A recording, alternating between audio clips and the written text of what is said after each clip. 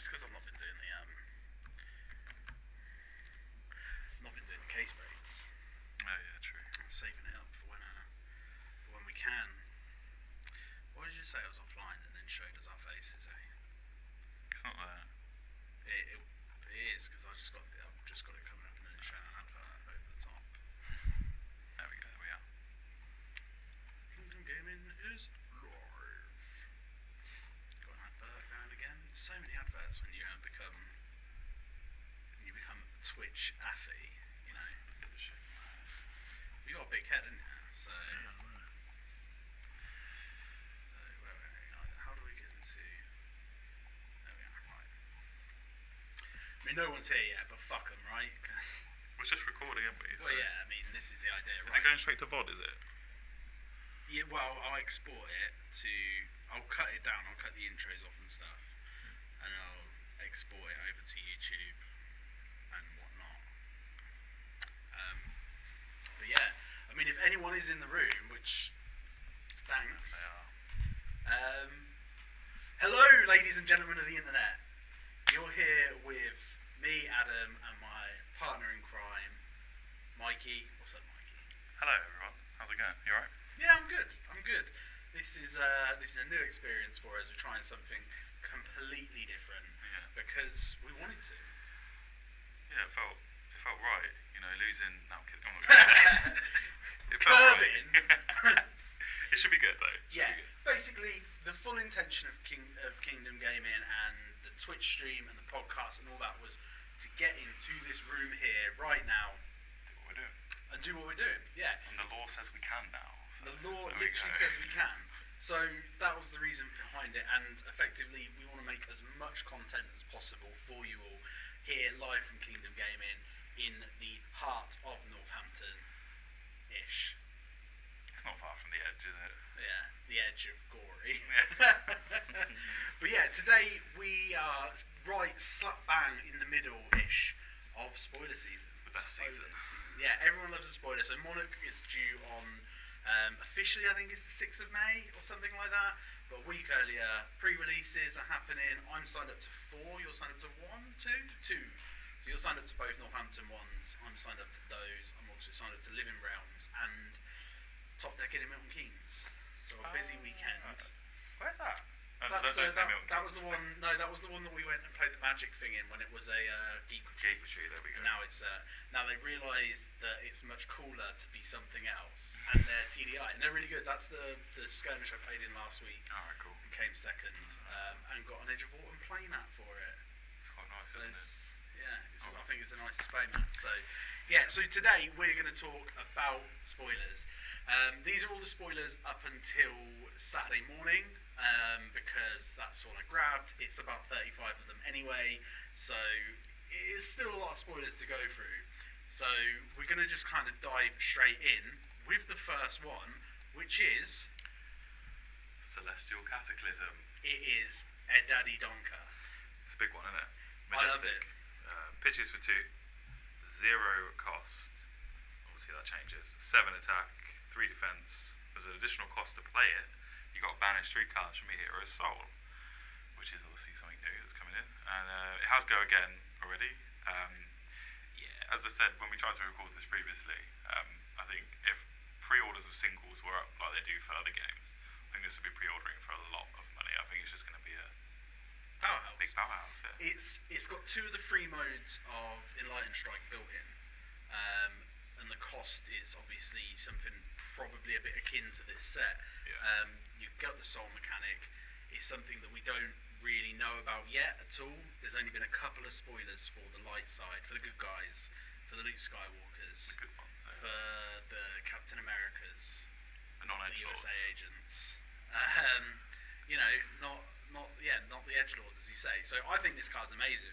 Yeah, as you say, people obviously quite rightly compared it to Enlightened Strike, not just for the art, but for the mode. But it also takes away the player agency, which means, in essence, it should be easier to obviously because you got to pick with Enlightened Strike what you're doing. So that just adds an extra small but extra layer of complexity to the game. So you take it. Yeah, I think it's really good. I really do like it, and I think it's a card that I will enjoy playing quite a lot. So we'll move on to the next one, which is Tomb of Divinity. Divinity. Tome of Divinity. I say tome. Whatever you please. Tomei. Marissa Tomei of Divinity. So this is another Majestic. It's for light again. It's a light instant. Pitches for 2. It costs 4. Draw 2 cards. If a card has been put into your hero's soul this turn, instead draw 3 cards. So it doesn't attack for anything. It's not an attack. And it doesn't defend for anything. It's an instant. It's a tough one. Yeah, it sort of leans into the opposite of what the previous card does. It's a control piece, right? It costs 4 and it draws 2 and sometimes 3, which is my favourite way of playing card games. Drawing cards. Blue-white, yeah. But I think it will be a sleeper for a while, just like the other one was. Team of Final. Yeah, Final. Yeah, which was, as I said, nothing for a while, and then people obviously discovered it's good in mech. It's good in mech, isn't it? Mech, a wizard use it a lot as well. Wizard, and then obviously it spiked in price because it's a Majestic, and I think this will do the same. I don't think it will have much of an impact. It's not like a day 1 card, as you say, like Cataclysm. No, it's the thing is, the way I look at it is the 4 cost is really harsh because it's either 2 cards or a card in your tunic money or something Maybe from something somewhere else else. coming in, yeah. So you can't just pay for it with 1 card, which means that to do 2 cards, you're at the very least filtering because you've used a card to pay for it and this 2 cards. You get the 3rd one. Yeah. If you put something into your soul, which again is still a mechanic we're not really sure of at the moment, but we'll get there, and it is very costly though. That's the thing. Every time I see something that costs anything over 2 or 1 really as a warrior, mech or ninja player, it puts the fear of God in me. But I don't know. Guardian don't mind; they love spending money. Yeah, that's the thing, isn't it? But when it's a light instant, isn't it? I was reading it as a warrior card for some reason, but it's not. I think costly, but if they're going to bring in more ways to generate a bit more resources that isn't just pitching cards, then eventually it's probably going to be a bit bonkers with Soul Hero, isn't it? Yeah, exactly. So this is the next card. This is Ray of Hope. So Ray of Hope, before we get into it, is the promo that you get with the light side promo. So the light side and the dark side promo that you get in with the pre-release events. Okay. And it's a cold foil, and it looks really nice. So it's a light instant. It pitches for 2. It costs 1, and it says attacks you control have +1 attack while attacking a shadow hero this turn. And if you have less health than your opposing shadow hero, put Ray of Hope into your hero's soul as it resolves, obviously. I mean, it'll be good, I guess, in the limited environment if you pull the right stuff. And then obviously as a nice little sideboard piece. Yeah, it's as you say, for the limited virus sideboard, it is useless against anything other than shadow opponents. But it's a trick. It costs 1 as well. Like that's the thing.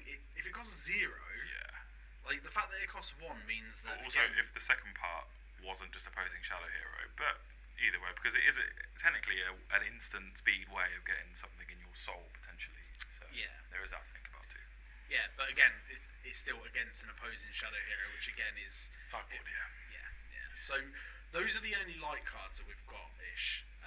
Might have a special bonus. Yeah, it might be something else, but we're going to get into one of the most important cards of the set, and this is Levia, Shadowborn Abomination. It is, yeah. She looks a bit rough, doesn't she? I think I've seen her in the Penny Whistle. Stop.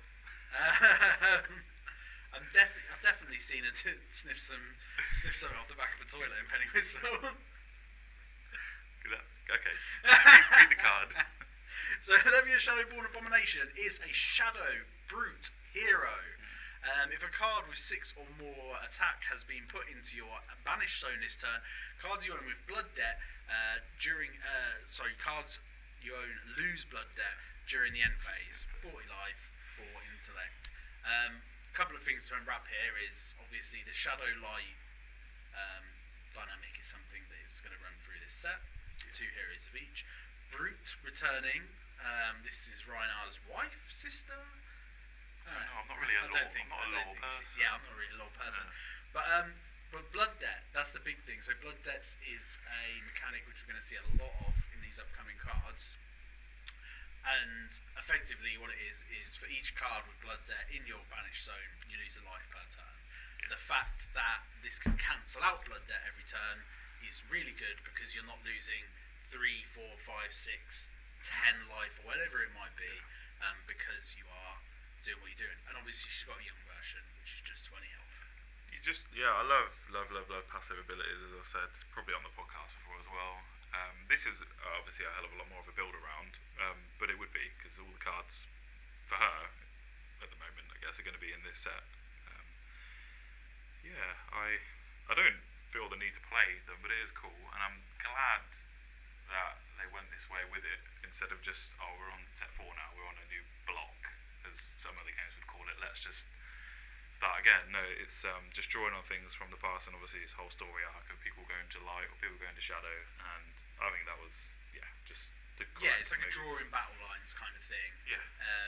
And it was really intriguing when it got announced that we were going to have a new hero in a class we have with a twist, and like that's basically this entire set is that. So let's have a look. So next one is really cool. it's brutal artwork. It is. It's Hexagon the Death Hydra, which is a Shadow Brute weapon. It's a flail, which apparently means it's two-handed. Once per turn, 2 resource attack. Whenever you attack with Hexagon, it deals damage to you equal to 6 minus the number of cards with blood debt in your banished zone, and it hits for 6 and is a majestic. Yeah, it's that weapon, isn't it? Obviously, I think it's really good.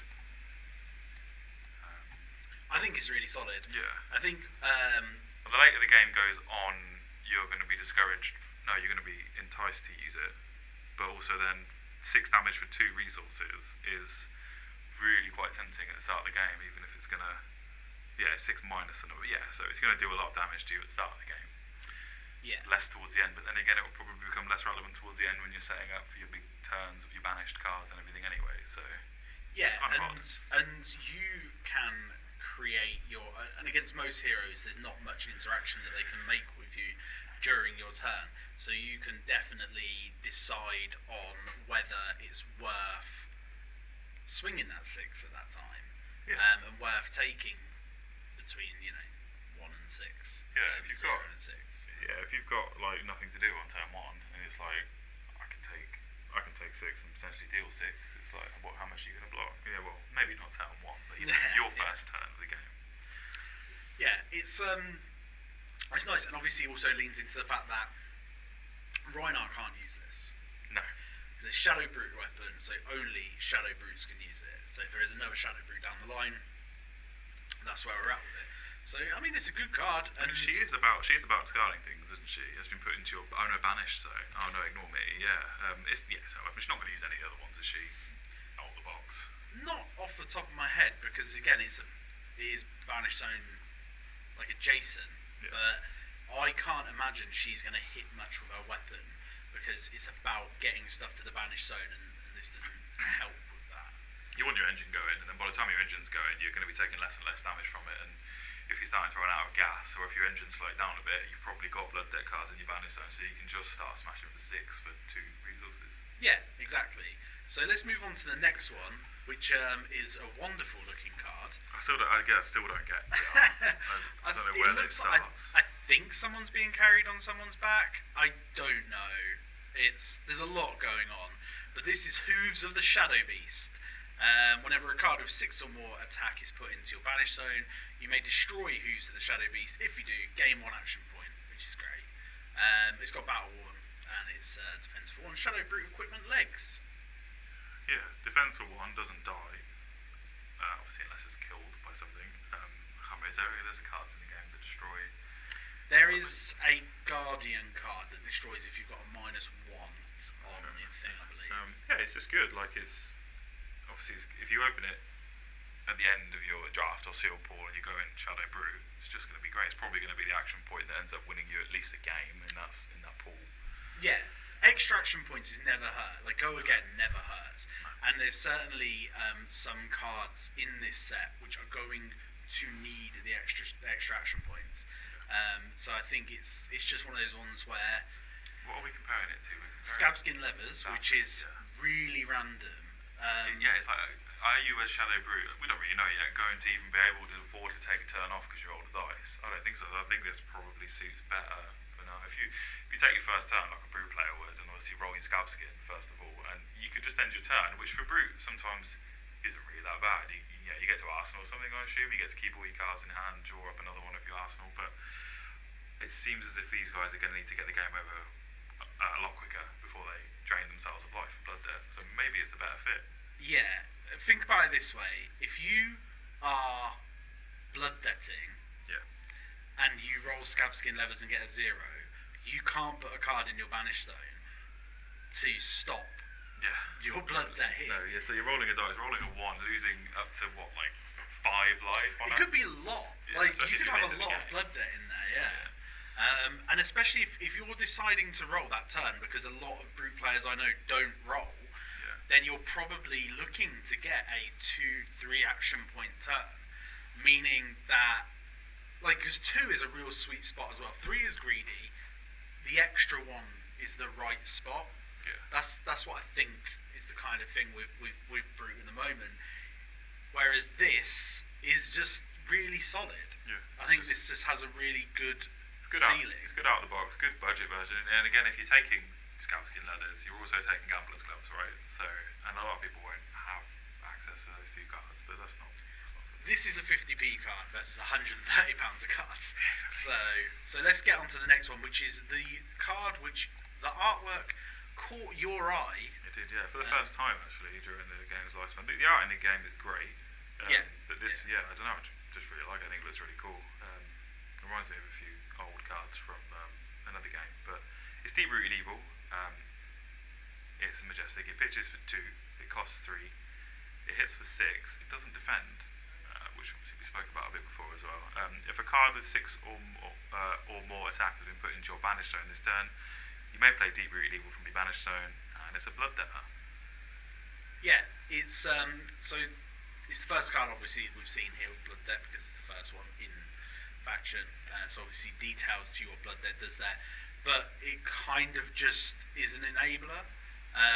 The fact that you can play Deep Rooted Evil from your banished zone is stupid. Having access to a second hand, but obviously you do also need to banish things. Because then it goes back into the bin, doesn't it? And then you have to get it back out of the bin into your banished zone. So yeah, I definitely feel that the cards in this set we're going to see is very much more of a puzzle than what we've had so far, which is I go, you go, swing, swing, swing. This is like you're going to take not turns off, but there are going to be turns where you're consciously not attacking because you have other things to do. There are cards certainly in this set which are very powerful, and also something that I was thinking about some of these cards, which we'll get to, is they're a bit scattered in the right way. But I mean, Deep Rooted Evil is a good, solid card. I think it's gonna, I think it's gonna get played. I basically think any hit for 6 that's yellow pitch is pretty much a playable card. I'm hoping we get. I don't think we spoke about it before. I'm hoping we get more Deep Rooted Evils than ways of putting it in the banished. I hope we get more. Payoffs than enablers. Yeah, that's the thing. It's like it's deciding as a deck builder where you go, because the enablers tend to. Good enablers should be at a premium. Good payoffs is fine, but these kind of cards, getting the payoff is much harder.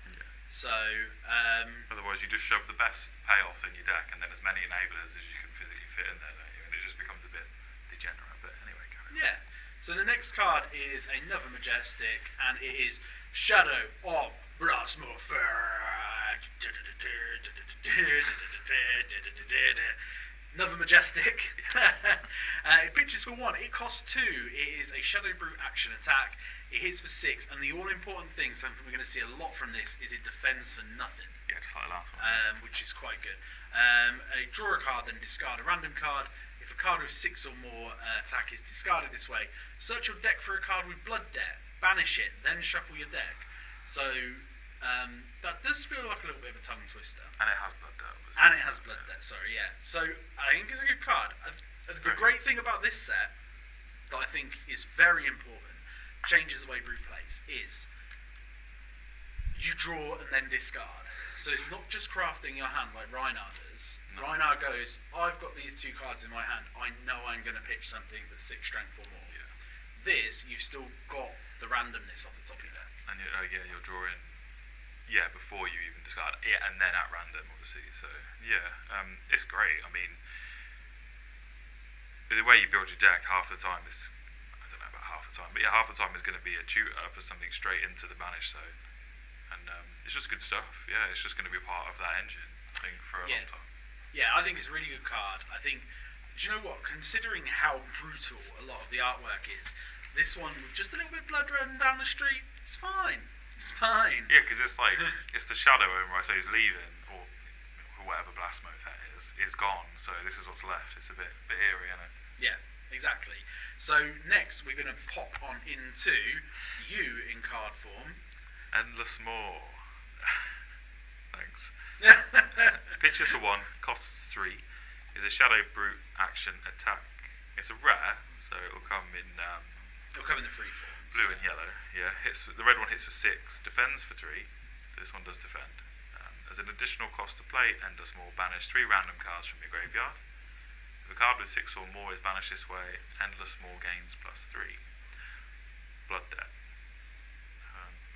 Again, just another great part of the engine. It's 3 for 6, so it's not great. But if you banish the right card from your graveyard, or one of 3 right cards from your graveyard, it's going to be hitting for 9. So yeah, exactly. Like if you're building your deck in a very, very particular way, which you would, like you're not building all in Shadow, Blood Debt, Banish Zone, Graveyard. Yeah, all in. It's definitely just going to be a key part of it. Yeah, and I think like what I really like about this set is obviously Lavia can use brute attacks, brute cards, but most of them will just be okay if you're blood debting, if you're building up to the finale, the payoff. I think it's good. The next card is the thing that makes me the happiest man on planet Earth. This is Convulsions from the Bellows of Hell. Convulsions from the Bellows of Hell. Convulsions from the Bellows of Hell. I love this card. I love the art. Does your name on Discord resemble it at the moment? Yeah, my name on Discord is currently King Convulsions from the Bellows of Hell. There we go. Because this card is special.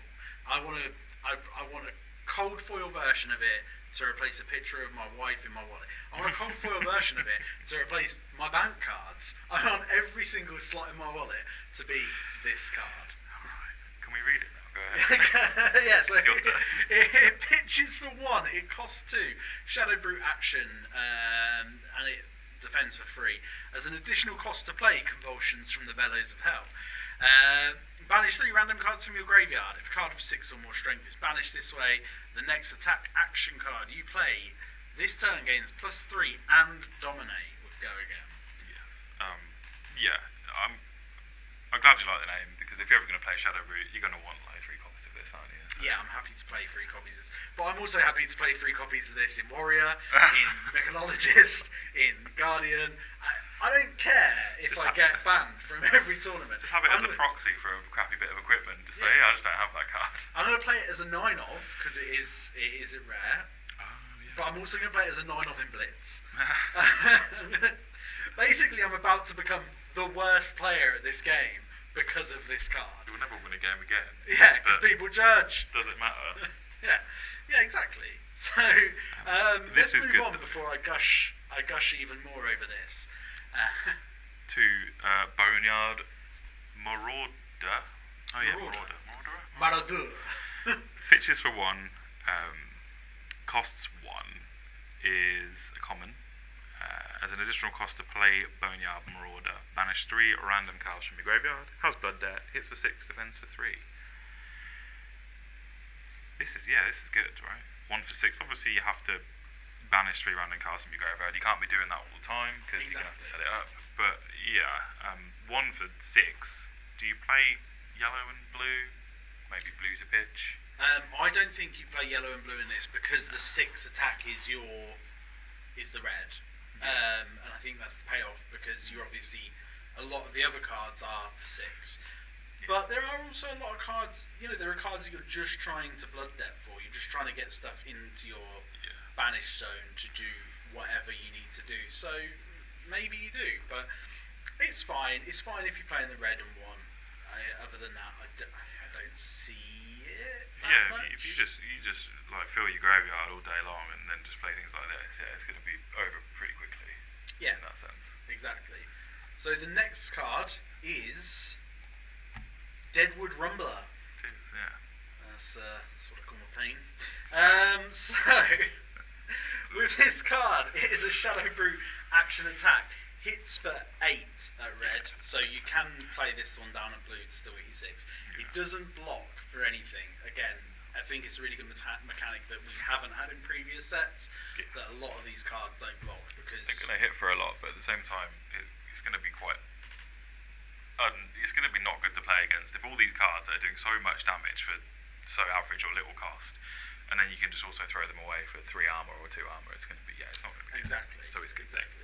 It costs 1. This one pitches for 1. It costs 3. It's also got a yellow and blue version.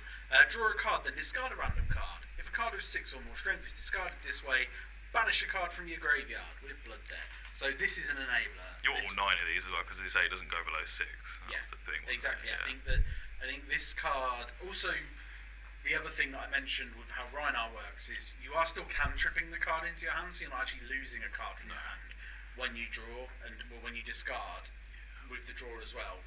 So I think that's quite important. I remember. also like that these aren't just like a punch to the face or like a thing. These are actually like things you're calling on to come and help you thematically. They're quite nice. There is a lot more like creature feeling things in this. So that is the last Shadow Brute in-faction card we have there so far. So next. Moving on to something real important. No, we've got one more. Really? Dread Screamer? One that's opening someone's skull? Oh yeah! It was above it. Oh yeah, this was the one that... Ignore it! Ignore the huge head! So Dread Screamer is a Shadow Brute action attack, the actual last one for now. Pitches for 1, costs 2, hits for 6, it's red, defends for 3, there's an additional cost, banish 3 random cards from your graveyard. If a card with 6 or more banishes red, Dread Screamer games go again. With blood debt, it's just you want to play the red one again, and then it's just good. The artwork is something. Yeah, I thought that was legs up in the air, and then this creature was pushing someone's head. I thought it was getting a little bit naughty. It's something to look at, but no, it's you want to play all of the red one, right? And it's you want to play the red one. The thing is obviously we are looking at a lot of cards at a 2 and 3 cost. Yeah. So again, it is creating your deck building choices, which I think is really important. I think that's kind of the thing is they're building everything in a way that you're not just slamming free of all these cards in your deck, and that's really nice. So now we are moving on to a really important card, and I need to make smaller because this was the one which, for some reason, is enormous. Because it's the size of a galaxy. No, this isn't that one. Well, we're not onto the sword. No, we're onto the hero. Oh, of course, yeah. So this is Chane,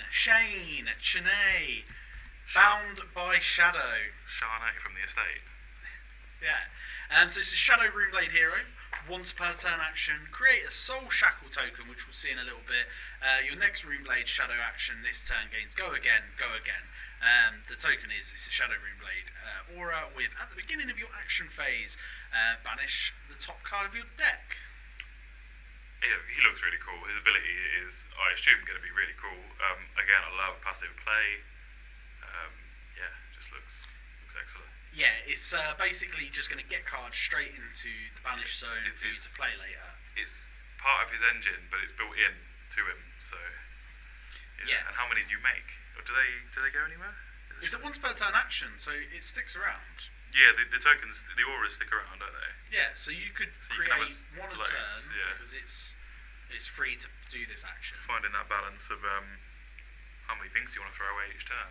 Yeah, it's because you also have to remember that you only have access to 60 cards or 40 cards in Blitz, and this could end up being really expensive.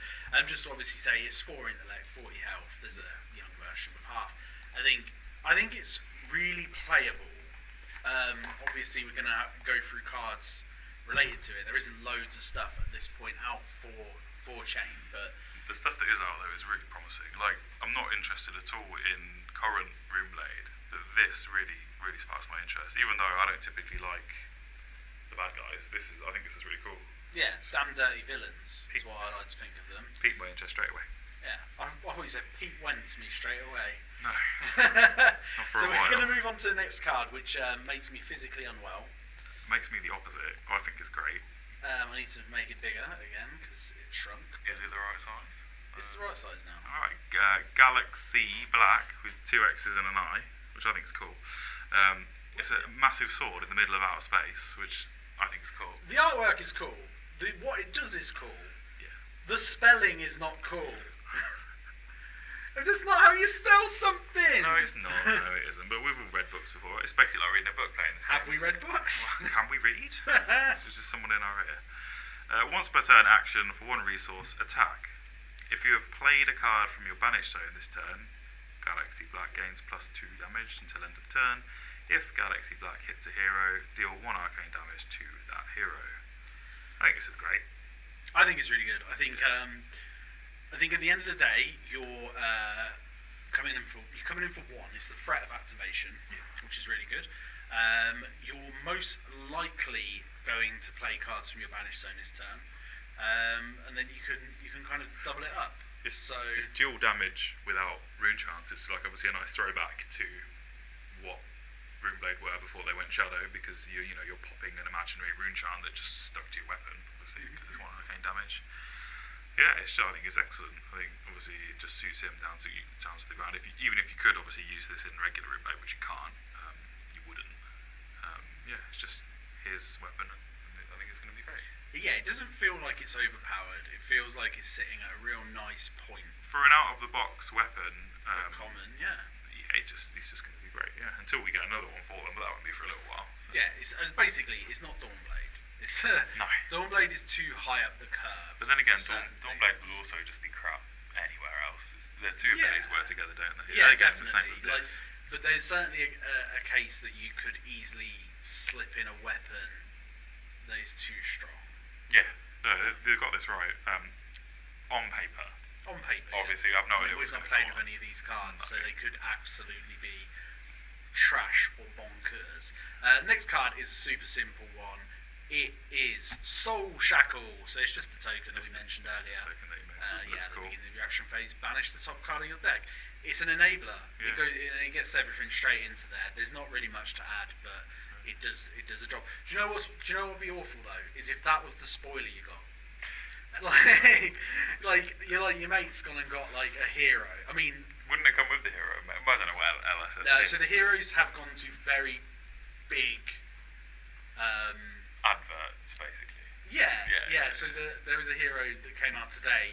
Someone had it who has absolutely no relation to Flesh and Blood. Yeah, but One of the earlier heroes was a YouTuber with like 10 million followers or something like that. yeah. But they're doing it really smart. No, it's a good decision. Yeah, I didn't obviously mean to just call these people walking adverts, but they are. yeah, Like and it's good. They aren't anything to do with the game, but they're supporting it by them feeling like they're getting something pretty cool. And it's nice. The artwork leaves it up in the air. Like, is that just a random, like NPC that's just there? Because they do have a really cool sword. So are we going to see that later on? Or Yeah, I mean, to me that looks like a guardian or a warrior that's getting soul shackled. This next card though is beautiful. Yeah, it's great, isn't it? This card is like out of this world. Yeah, I love the like, what is it? What's the word? The adjacent juxtaposing artwork. It's fantastic. It's ebb and fold. It is a shadow equipment head, so can use it in any shadow hero. Instant that costs 1, destroy ebb and fold, banish a card from your hand if it's a shadow card, draw a card, and then a new mechanic, Spell Void 2. If your hero will be dealt arcane damage, you may destroy ebb and fold instead. If you do, prevent 2 arcane damage. That's also a deal. So it's okay. Yeah, it's a common with 0 armor as well. Yeah, so it's okay. Like, the instant ability, the fact that it costs 1 is what hurts me a little bit. Because it costs you 1 to do it, to cycle a card, basically.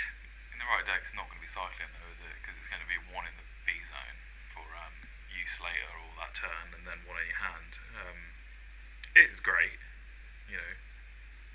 Yeah, it is. It's just, I wish it didn't cost 1 to do, because you've got to destroy your equipment for it. It's not defending. No. Spell Void you have to destroy your equipment for, which is a new keyword as well. Yeah. Spell Void, a kind of free one-shot version of Arcane Barrier. Yeah, costing 1 then I guess was a bit too far, but they can't have everything straight out of the box, can they? At common, you kind of have to power things down quite a lot. Yeah. It's good. I really like it. We're now getting into some real strong cards, and this artwork again is just mind blowing, and I think it deserves it on a card with this strength level. Yeah, it's as I said the other day, it reminds me of 40k. Yeah, like 40k, like Chaos. It's like the planets and stuff. Anyway, read through it. So this is Doomsday. It's a pitch for free. It costs 0. It's a legendary Levia specialization. So it's legendary. Yeah. 1 per deck. Can only be played with Levia. And it says, play Doomsday only if there are 6 or more cards with Blood Debt in your Banish Zone. Create a Blasphemeth, the Soul Harvest token. And it is itself an elf as well. And it's a legendary in your deck, an in-deck legendary, very controversial. But it's a shadow instant. It is very strong. We have seen Blasphemeth now. Yeah, we won't be talking about it today. But we won't be talking about it. It is a good card. Yeah. To get to it is difficult. Like, to get to 6 Blood Debt and then have this in hand, it's not something that you're going to have really easily. If you get this in hand first turn, pitch for free is really good because you can store it at the bottom of your deck for later. Yeah. It's a really good card. It's 1 per deck, and we have a very big bugbear over that, over the history of other games. We've had bad experiences of 1 per deck cards, but it depends. Well, it would have depended on what Blasphemeth does, but obviously we've seen it looks pretty cool and pretty strong. It does look pretty cool. But you do have to have 6 or more cards with Blood Debt in your Banish Zone. How many turns is it taking you to get to 6? How many turns have you had 5 in there for? How dead are you at that point? Like, exactly. Yeah. Because, yes, Levia can cancel out Blood Debt, but 1 bad turn to get there. Yeah, turn 4 you don't trigger her ability and you're losing 6 life, etc. Exactly. 1 turn where you don't do it is bad. And if you don't have this in hand, if you've had to ship it to the bottom of your deck early on, it could be all over. The next card is the adjacent version, so the chain version. Yes, this is Eclipse. Pitches for 3, costs 0, just like the other one. It's a legendary chain specialization, so you can only have 1, and only if you're playing chain. It's legendary in rarity, a shadow instant.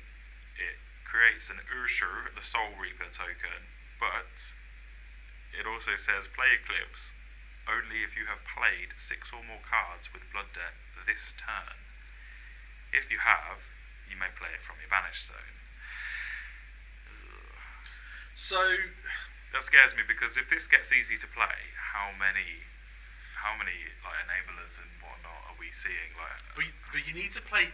This is the thing. Playing 6 cards anyway is really hard. How are you even doing? At the minute, that seems impossible to do, essentially, with the current state of the game. Yeah, and we will see a couple of cards which help you recur from the Banished Zone, but they aren't free to play. No, them themselves are a resource of a card. Right? Exactly. Sometimes, yeah. Exactly. It's having the cards, having the resources, and this is very hard to play. This is so much more difficult than Doomsday, right? Yeah, I'm not missing anything. Yes, yeah. Doomsday is a point and click when you've hit a certain level. Yeah. This is this is big sauce. Have we seen Ursa yet, or just? We've seen both. We have seen both. I wanted to come in with a fresh mind, so I didn't pay much attention. But is one more powerful than the other? Yes. I think Ursa is more powerful. Okay. Off the top of my head. Well, it should be for the cost of it, I think. But they're both good. They're both good, and they're both got somewhere to be. Yeah. You know. So it's just one of those ones. It'll be very interesting to see how they play out, and if these cards are traps. That's something I was thinking. I was like, are they a little bit of a trap? It's like, firstly, they're legendary in-deck cards, which is going to just like fry a few people's brains. But which so far, obviously, we've only had as the gems, which we've had fables, yeah. in themselves obviously aren't game-winning cards. They're very good. They're very efficient, and they have a nice little bonus. They pitch for 3, and they have a nice little bonus if you trigger it. But this is the complete opposite. This is what you want to play, I assume, to be winning the game. Yeah. And a Heart of Final isn't something you'll be playing to win the game. It might help you pay for whatever you're using to win the game, but it doesn't win you the game. So. Yeah, gets you alive, gets you free resources. Yeah. It's in most other games that could be common. Yeah, good. You know, so it is what it is. So let's move on to the next card, which again is you. Who read the last one? Did I read the last? You read the last one. It's Mutated Mass. It's Mutated Mass. No, you read the last one. I read the last one. Read Mutated Mass. Okay, so it pitches for 3. It costs 1. It's a Majestic Shadow action attack, so both Shadow heroes can use it. It's attacks and defense for star. So you may play Mutated Mass from your banished zone. So that's one thing already. Mutated Mass, strength and defense is equal to twice the number of cards in your pitch zone with different costs, and it's got blood debt. So you can already play it for your banished zone, which is great. It's got blood debt, so it can help trigger Eclipse. In order to defend with a card, are you playing a card to defend with it? Can you defend with this in your banished zone? I don't know the rules. I've never thought of it. Or are you just defending with it? You can't defend with it from your banished zone. Oh, right, fair enough. Yeah, that's cool then. So, I don't think you're. I don't think you'll ever defend with it unless you've just for some reason got a random bunch of stuff in your pitch zone and your opponent's you could want to discard a load of cards. Yeah. You could be like, I'm going to discard 9 cards from my hand, 12 cards from my hand. Not 9 pitch from my hand. Yeah. And play this to defend for 9 because they're pitching for 0. They're going to defend for 0 or something. It only costs 1, but at the end of the day, what's the most you're going to be able to get this up to regularly? 2, 4? You could get it up to 6 if you had a cost 0, 1, 2. What have you done to that point though with all your pitch? Yeah. Have you used it to do stuff that has go again, or it's weird, isn't it? I don't know. I mean, it could just be pitching to trigger an ability. Yeah. I'm not enamoured by it. I'm not impressed at the minute, but then again, depending on what else comes, that could change in a week. Yeah, I mean, there could be a card that's like draw 100 cards, so then you just lose. But yeah. No, you don't just lose because fatigue is only when. Well, I'm thinking of other games, aren't I? Yeah. Inferior games. No, let's games. Let's not go there. American games, not those. Pacific? Is that where? I don't know what the New Zealand is. Eurasia? Is it Eurasia? No, I don't know what it's called. Australasia. I think. Either way. No offence. Next card. Tome of Torment. Tome of Torment.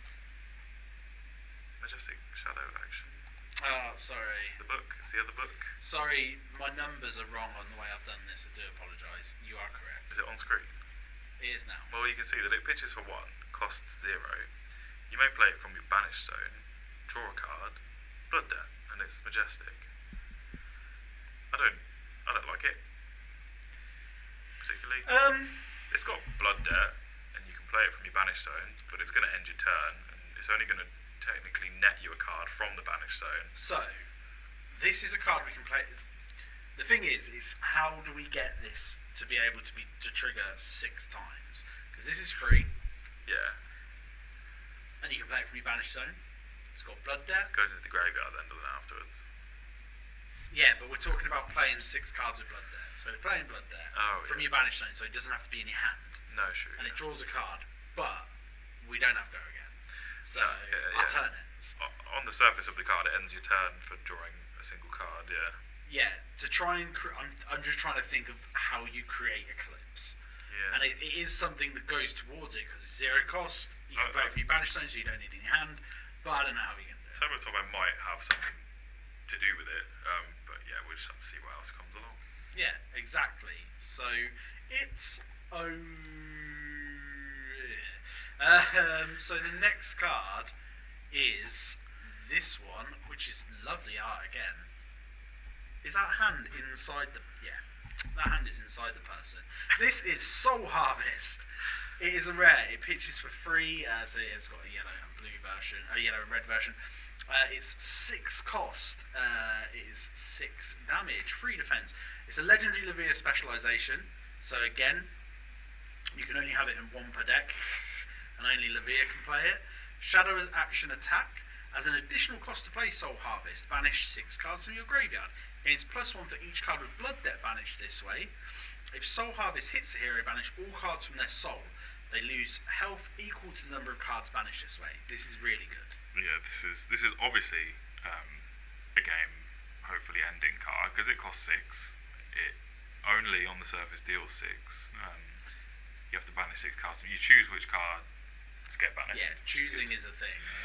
So it gets so let's say you've got 3 from there, and then they've got 3 on average maybe at that point cards in their soul. Maybe even no, they might have used them by any game. So that's like 12 essentially damage. There's a lot going on with. There is a lot going on with this. And sorry, I said at the beginning that there's probably a blue and yellow version. I don't think it is because it's the legendary. Yeah. But still, it's really. I think it's really good. One thing I was going to note is this and Doomsday and Eclipse are shadow. Yeah, even though they're legendary, Levia, and whatever specializations, they're all just shadow actions. So is there going to be Levia and Chain down the line that aren't their type, so aren't brute? Have been brought back from... Yeah, they could be shadow undead or something like that, you know. They could still be shadow, but they are not what they were originally. And obviously we've got your girlfriend to think about. What's her name? The one that can play specializations from anything. Oh, what's her name? Well, we all forgot her name. Shiana, Diamond Gemini. Yeah. She's not my girlfriend anymore, I sold her. Oh, right. Yeah, but yeah, I mean... This is big, yeah.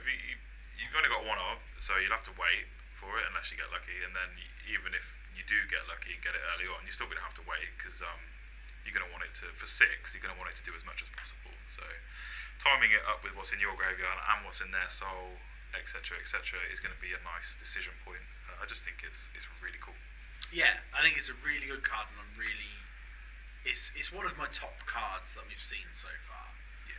So let's have a look at the one that I put on screen because it was out of order, and now it's on screen again. Ghostly Visit. Yeah, Ghostly Visit. The artwork is something. It pitches for 1, costs 1. You may play it from your banish zone. It has Blood Debt, hits for 4, defends for 3, and is notably just a shadow action attack. Yeah, just you can reoccur this, right? From your banish zone, back into your graveyard, back into the banish zone. It has Blood Debt, you can tutor it with... What are you tutoring it with? You make we've read through it already, but I've forgotten. Yeah, you don't obviously play... Yellow and blue of this. No. Because they're going to be 3 and 2. But in itself, it's a cool little thing that you can recur again.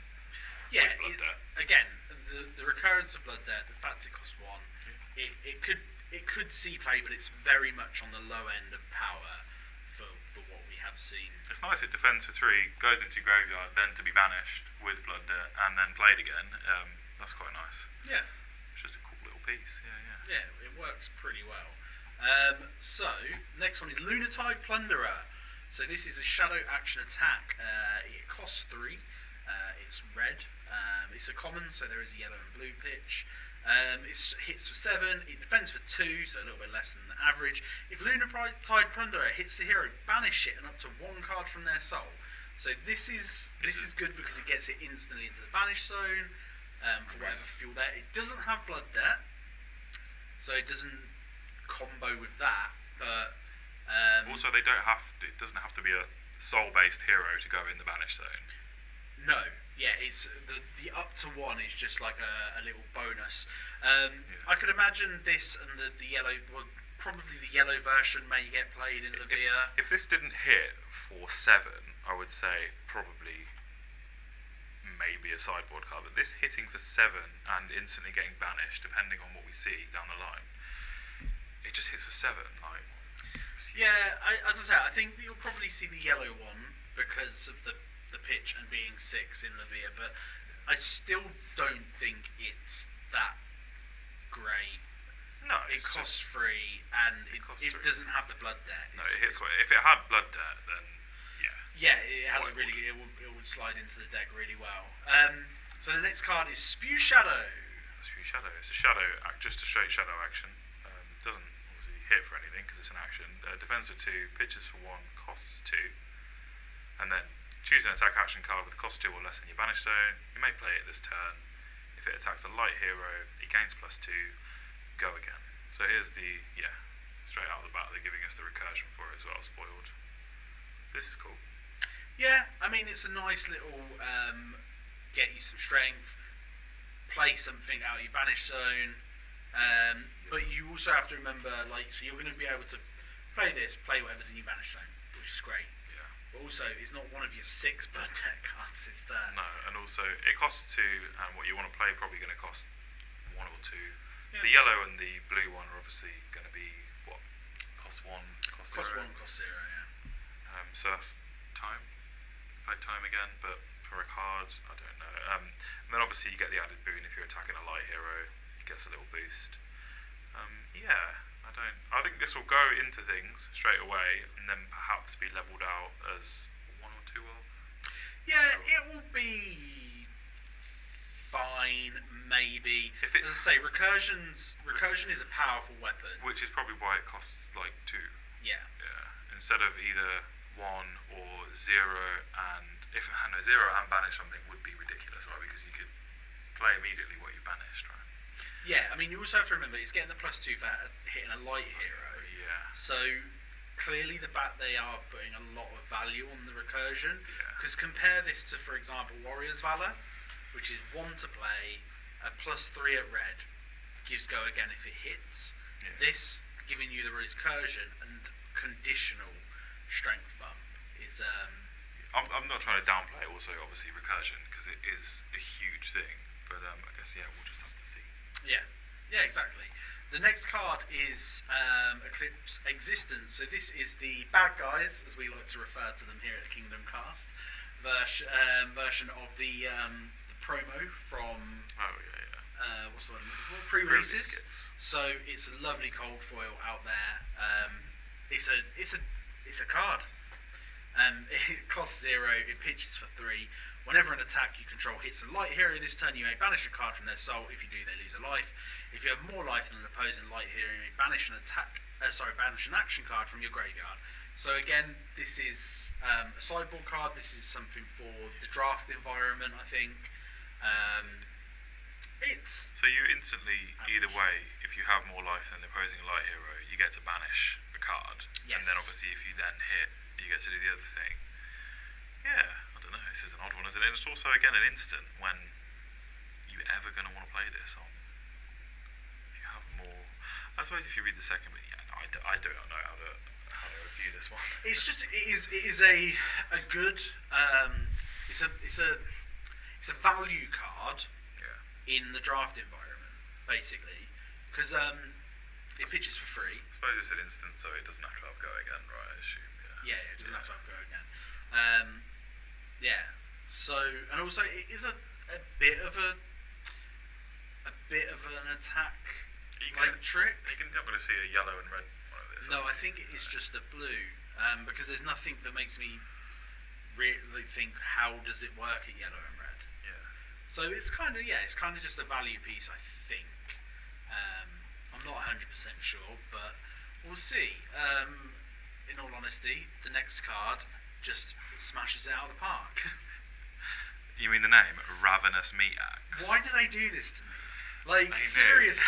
seriously, I feel like this game was created solely for me because they name cards like this. Someone that's impaired somewhat. Yeah.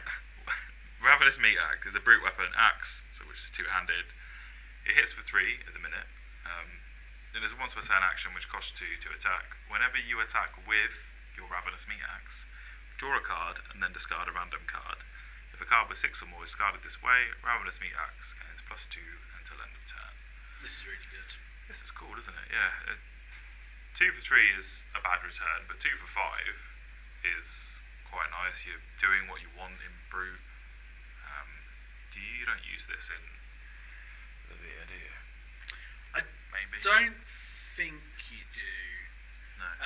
Wonder how this will work as well in the limited environment if you. Although Levia does have stuff which is a lot of stuff which is banish 3 cards from your graveyard. Yeah. So this is stuff that can combo with that. I think Rhinar will like this. I think he will like it. I think it's good. Is it better than his current two-handed weapon? I can't actually remember what the club does. The Seal Club, Clubbing Club. Is it 3 for +3 if you do the same thing, but costs 3? Is it 3 damage, which gets +3 if you discard 6, but it costs 3? Is that it? I can't remember. I don't know. We'll have to look it up, I guess. But can't compare it at the minute. This is cool. Artwork's cool. Name's cool, and hopefully it will do a bit of work around the table. Yeah, I like it. Next card is Tear Limb from Limb. Limb from Limb. I like it. I really like it. I like the art. Yeah. Basically, like what is effectively an orc sitting on a throne of bones. Yeah. So this is a majestic brute action, so the boys can use it as well. It costs 2. It pitches for 3. Draw a card, then discard a card at random, which is good. If a card with 6 or more strength is discarded this way, the next brute action attack card you play this turn gains +X, where X is the base. Go again. This card is strong. It's terrifying, yeah. I can't remember who said it. Barry said it. Baz Mondo said it. Barry, our Barry boy from Northampton, said, if you roll high enough, if you're high rolling that game, and then you carry on high rolling, this is just gonna get you. Like out of nowhere. Yeah. Like how often the meta stormers at the minute aren't defending for a lot. I know Flick Flack is a card, but this doesn't care about Flick Flack. What's the massive defending one with Guardian, one with the big shield? Staunch Response. Yeah, that one might go some way to helping against this, but this could be ridiculous. This card is bonkers. Yeah. This card, think about it, right? Because you can play multiples of this. I know it is a majestic, so you could maybe pull off the god turn. Yeah.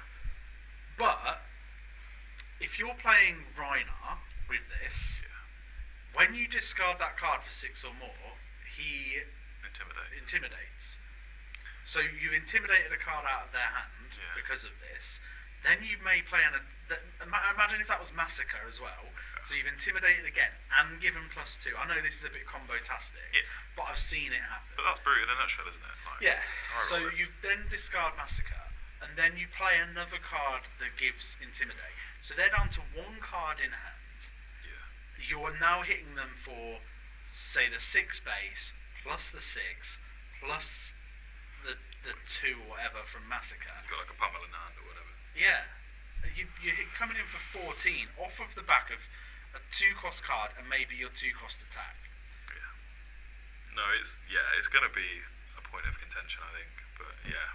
I think it's the best card we've seen so far. Like as playability wise goes. Yeah. It's not got a great name. No. But which is important to you, obviously. If you get something with this, and then it's I don't know. It's just going to be so deflating, isn't it, to sit across from it? But then again, that's why we play.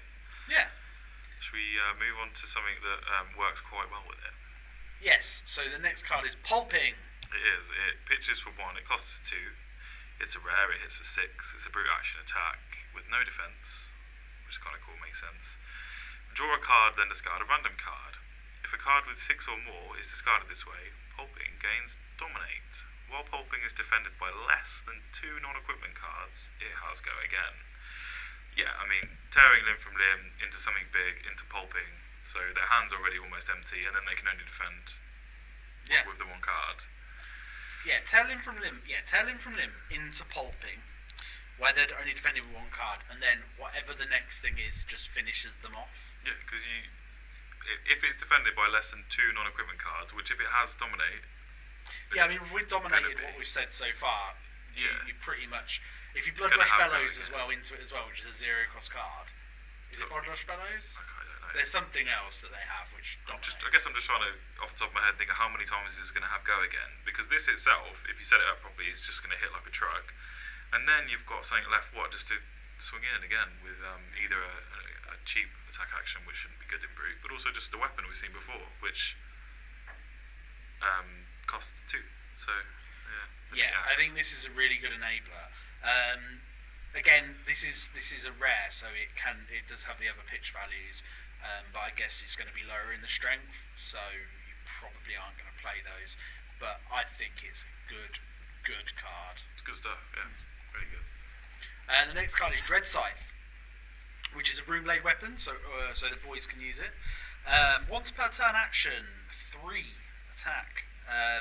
Whenever you attack with Dread Scythe, deal 1 arcane damage to defending hero. Okay. In 8 arcane damage is fine. Yeah, we're popping a rune chart. A hero dealt damage by Dread Scythe can't gain life during the next action phase.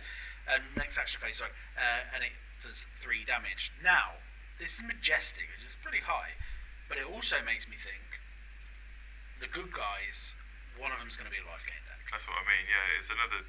That's not what I mean, because I haven't said anything. What I mean is, this is just a cool tool to have in the Runeblade arsenal, right? You can take how many?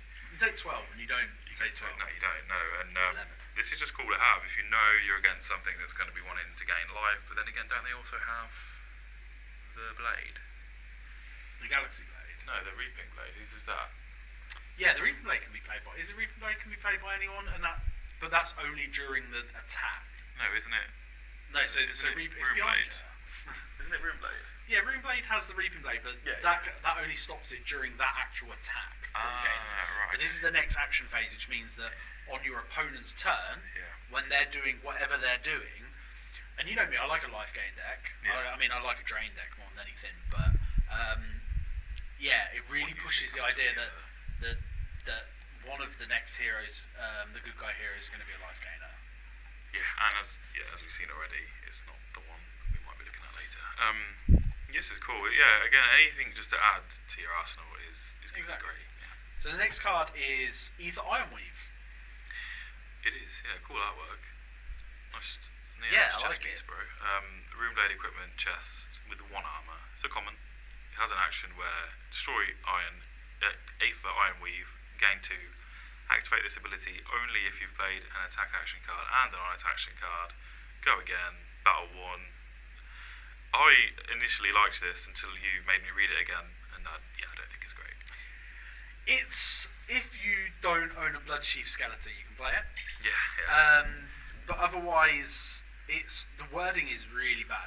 Battle 1 is fine. Because Battle 1 is good because you can block an attack, get you 1 damage, save yourself 1 damage and not destroy it, but you gain 2 energy, but you can only activate this ability if you have played an attack action card and a non-attack action card this turn. So you have to have played 2 cards at this point, and then at the end of that have Go Again, and to get your 2 money, which I don't think is very common in Runeblade so far. They're not the Go Again faction, no. Yeah. Also, this is a woman wearing this armor, and Chain I do believe is a man. Depicted as, I guess. Yeah. But, very odd, which means that we'll hopefully get another female Runeblade down the line. Which can utilise this to some effect. But yeah, maybe something that works with them a little bit more. Maybe they'll have a lot more innate Go Again in whatever their specialisation is. Yeah. On the surface, I don't like this. Well, I thought I don't like it. I just don't think it's that great. Yeah, same. This next card art is bonkers. I like this a lot. It's Vexing Malice. Great art. Pitches for 1, costs 1. Deals 3 damage, defends for 3, is a rare Runeblade action attack, and as you play it, you deal 2 arcane damage to target hero. This is cool. This is good stuff. I don't think I'm missing anything here. I just think this is a really, really good card. It's an efficient card. Yeah. I imagine the lower pitch values attack for less, but something that you pointed out when we spoke before, and you alluded to there, is target hero. Yeah. So if you were playing Bit multiplayer, Yeah. you should be in the I operative think word, so. Yeah. point this a different Yeah. direction. So I'm vexing malice this person, but then the 2 arcane damage, I'm just going to direct to someone else, etc. Yeah. Which again in itself is still just really cool. But yeah, this card is wonderful, and I'm gonna be happy to play Chain, and I hope this would fit with that, which it should. But then again, is this not also just going to be in what's the actual Runeblade guy at the minute? Viserai. Viserai, yeah. I don't see why he doesn't play this, right? Unless I'm missing something. No. Yeah, I mean, the thing is, it's a Runeblade action attack. It will help him generate his rune chant tokens anyway. Yeah. I'm not sure if his attacks, because he does have some things. Because also it's a sneaky damage anyway, because most people just tend to take one Runeblade. You just need like rune your boots barrier. or your, Yeah, one person. People tend to say one rune barrier against him, so it's a sneaky bit of extra damage. Yeah. You have But to also, change I anything. think he might have a couple of cards which generate Runeblade tokens based on the amount of damage taken. I'm not 100% sure. I've only really played it a little bit. But those are the last of the faction cards, the last of the specialization cards that we've had so far. So we've got a couple of generics, only 3 to look through at this point. And the next one is Rally the Rearguard. I love this picture, but read it on. Why is he screaming? It's Hodor as well. 'Cause he's rallying That's definitely everyone. Hodor, right? Hodor. If he just opened the door and spoke quietly, you wouldn't feel rallied. Ladies and gentlemen, I think there is a horde of monsters coming this way. We appear to be under attack. Yeah. So this is Rally the Rearguard. It pitches for 3. It costs 2. It's a common, so it'll have the lower pitch values. Once per turn, instant. Discard a card. Rally the Rearguard gains +3 defense. Activate this ability only while Rally the Rearguard is defending. I think it's a cool ability. I love utility, this is just an awesome little utility card. Does that mean that the red is going to hit for 6, but maybe no, it's still going to defend for 3, isn't it? I imagine so. Defend for 2, then +3. I think it's going to be that way around. The bonus. Yeah. I like it. I think it's a cool little card. It's not going to have loads of homes, No. but there'll be places where it will find a home. It doesn't have go again, obviously, but no, this is sweet. Yeah. Yeah, it's fine. It's harmless. This next card also gets me because of the little dude With his tin hat. with a little tin helmet. Surging Militia. Surgeon Militia, yeah. Pitches for 1, costs 2, hits initially for 5. It's a generic action attack, common, defense for 2, and it gets +1 for each non-equipment card defending it. I really like this because I like messing with people's heads. It's gonna be a big mind game. And the challenge math that it presents is going to be really important, I think. I think the fact that, you can't just block with 1 card and go, well, I'm blocking for 3 I'm gonna take against 3. 5. You're going, I'm blocking for 3 and now I'm taking 3. Yeah. But if I block with 2 cards from hand, I'm still taking 1 if I'm blocking for 6. And it just becomes that little bit of a mess. So this could be an end game card. And I really like it. If I decide to not take the mind game and defend with nothing, are they going to bump it up to 8? Exactly. Yeah. I really like it, especially as I say, a late game card. It really messes with the challenge math, and I'm down with that. And the next card is the last card that we have that came out before Saturday, and it was presented in a way where it was like, this is the card that will save Ranger, and it doesn't. It's still okay, but it doesn't. So it's Memorial Ground. It pitches for 1. It's 0 cost. It is common, so there is other pitch values. Yeah. Put target attack action card with cost 2 or less from your graveyard on top of your deck. So the reason why people thought it was the Ranger Helper, because it is a generic instant, is you can basically just get your arrow, stick it on top of your deck. You can take this in blue and it'll cost 0 or less. You take it in yellow, which is the nice home for Ranger. Yeah. 2 or less. 1 or less. 1 or less, sorry. So you could run essentially 6 in Ranger. Yeah, you could run red and yellow. Yeah, you probably just want to run yellow because all of the attacks are 1 or 0. Oh, yeah. But you basically can cycle your really good cards again, guarantee you dominate from Azalea. It is good, it does work. It's just again another problem with Ranger where you just have to do an extra step. Yeah. Like, do you even take this in, say, other low-cost things, like the factions like Ninja, etc.? You probably don't. Is it not even good enough to go in stock Ninja? The only reason why I think it can be good in Ninja is to get you 6 Enlightened Strikes a turn. A game, sorry. The multiple Enlightened Strikes, I think, is something that can be really, really brutal. Oh, I didn't think of that. Yeah, that's the way that I think it's going to be really powerful for other people, and I do think it's going to have. I haven't said, but I like this card a lot. It's an instant, so pop it in your arsenal, or just use it from your hand on their turn.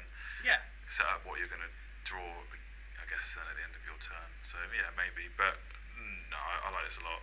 Yeah, I like it. Yeah, I think it's got good utility. Now that it's got some legs. Now those are all the cards that were released by Saturday. So there have been a couple more that we will talk about on next week's episode.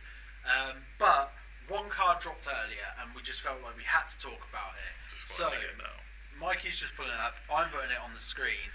This is Sir Bolton, Breaker of Dawn.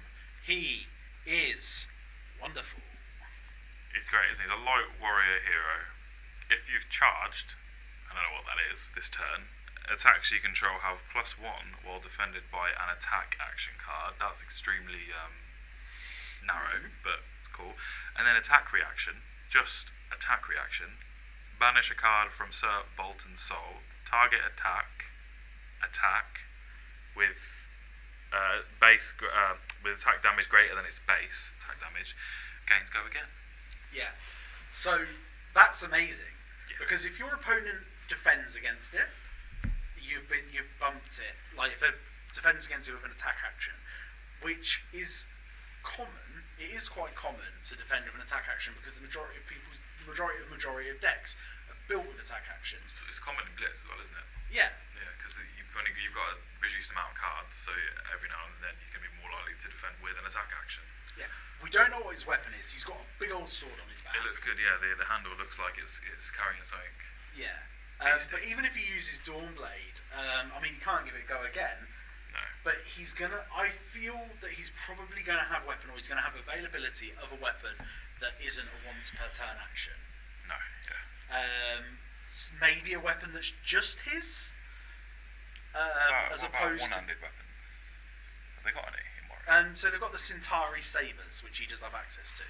So he could use Centauri Sabres, but he doesn't look like the kind of guy who's using Centauri Sabres. He's like, I got a big sword. It's going to do something nasty. But that attack reaction is amazing. Yeah. Banish a card from his soul. We still don't know the full soul mechanic, but target attack with strength greater than its base, gains go again. That is what Warrior does. Warrior increases its strength on its attacks. You're basically always going to be able to do his attack reaction. Is that also, obviously, like, Enlightened Strike and such? What am I thinking of? Attack action. E-Strike, when it gets when you choose the +2 mode, is automatically turned on. So E-Strike now is going in for 7 with go again guaranteed. Oh yeah, and so already getting one of its things chosen for it. So yeah, you get to choose something even cooler. You've got the +2. You get 3 of its abilities. Oh, you only get 2 of its abilities because you get the +2 as its ability. Well, yeah, but you're going to give it go again, so you wouldn't choose that, would you? So you essentially get 3. No, you get 2. You get it's +2 because you have to choose the +2 to bump it. Yeah. And then, you could get 3 of its abilities if someone defends against it, but then you're relying on your opponent blocking it. So your opponent would have to block it for you to get the +1 on it, or you can just go E-Strike or choose +2. Yeah, you have to choose +2 to make it easier. Then you get the go again anyway, so then you just have a free slot. Yeah. Because what do people normally choose with E-Strike? It's either +2 or the go again or the draw a card, right? Or the +2 is what Ninja use a lot. Yeah. The other thing is Braveforge Bracers gives you your second attack +1. Yeah. So Braveforge Bracers automatically turns this on. Your second weapon attack. So if he has a weapon that has multiple attack modes, your Braveforge Bracers is automatically giving your second attack go again. So they have loads of nice things that will give the first attack go again. Yeah. And then the second attack gets go again, and then you can hit a third time. I really like this guy. And I think he's really we've not seen any of his cards. No, we haven't. So he is cool. I hope he doesn't get a bunch of trash support, which, judging by previous sets, I don't think he will. No. But he's great. I'm going to hopefully be playing him from day 0, I think. Yeah, I think he's great. Sir Bolton, I've got a lot of time for. Yeah. The one thing about that as well, though, really interesting, is that is number 29, meaning that you said this earlier. We will not have a wizard in the set. A lot of people felt that. So the heroes always go alphabetically in the set, and wizard is after warrior. Oh, of course. So we have a very, very good chance of getting a different hero in this set. Which I think, if you look at the artwork, everyone thought this guy's going to be a warrior, this guy's going to be a wizard. Sorry, he was going to be a wizard. The Guardian, or as I say, life gain. I still think we might get cleric. Oh, a whole new one. I still think we've got a good chance of getting a cleric. I'm hoping, I'm praying. May not happen, but or anything, yeah. But I don't, because I think we're going to get an arcane rising hero. Nothing makes me think it's mech. Nothing makes me think it's Ranger. I think it'd be too complicated to be those two. Yeah. So, yeah. We could get the other Gemini, which is very unlikely. So Shiana's sister. Oh, right, yeah, crap. But yeah, I'm really excited. Seeing that card today reinvigorated so much of my excitement because they were showing all the bad guys and we're good guys. Yeah. It was nice to look at, but it wasn't peaking me. Yeah, it wasn't for me. It wasn't for us. And now they've just dropped a bomb earlier today where I'm like, I'm in. I mean, first you give me Warrior, who is like my favourite faction at the moment, especially playing Blitz. And yeah, I mean, if they throw Mechanologist in there, and like Hamish was saying how, they've done the heroes that I've been collecting. He was collecting Brute and Runeblade, so he's like, it feels really lucky for that. But then we've all along been like, well, Warrior. Warrior mech. Yeah. That would be quite a boon. But I do think it's either going to be Guardian or something new. It wouldn't fit the theme. It wouldn't fit the two from the past that have gone to the light side. But again, that would still be welcome. We've got 23 letters of the alphabet to work with for W, and I do have to point out that the letter B comes before that. Bards aren't going to be light heroes. What are you saying? They're going to be good guys. No, they're going to be good, but I think they're also going to be good in the same way that not so good people are good. Like us. Yeah. If I'm going from past video game memories and experience, bards have always got a bit of a twang to them. But like the bard in The Witcher, he's like a full-on good guy. He's a good dude, Not man. to begin with, though. But they're shady, they're sneaky. It's been a lot. Anyway. That TV show feels like it was 5 years old. I know. I didn't even finish it, to be honest. I thought it was alright. It was pretty decent. And I've never played the games before, so. Game's pretty cool. So this was the first ever KingdomCast videocast podcast mashup. Please let us know what you think of what we've done here. It's going to be available on the Twitch until Twitch throws it off, which is in a few days' time. It's going to go onto YouTube. It will be on all good podcasting networks shortly as well, and bad ones as well, because they get uploaded to everywhere. It means a lot for you to support us and give us good words. We are going to be doing a lot more stuff. If seeing our faces has also done the opposite, tell us too, so we can go back to maybe just being a voice podcast. But no. Or we'll make big masks, big face masks as well. We'll just come and cosplay every week. As you can see, we're here at Kingdom Gaming. We're going to be doing so much stuff. We're going to be recording some games. We're going to be doing the podcast regularly, and we want you to come and join us. We do events really regularly. We'll be doing events here when we can. Until then, online. Yeah, until then online. You can go on the website and order Flesh and Blood. Monarch Unlimited is available on there now. And yeah, in general, thank you guys so much for joining us. And got anything else to say? No, cheers. Yeah, just let us. As always, just let us know what you think. And yeah, thanks. Yeah. See you next time. See.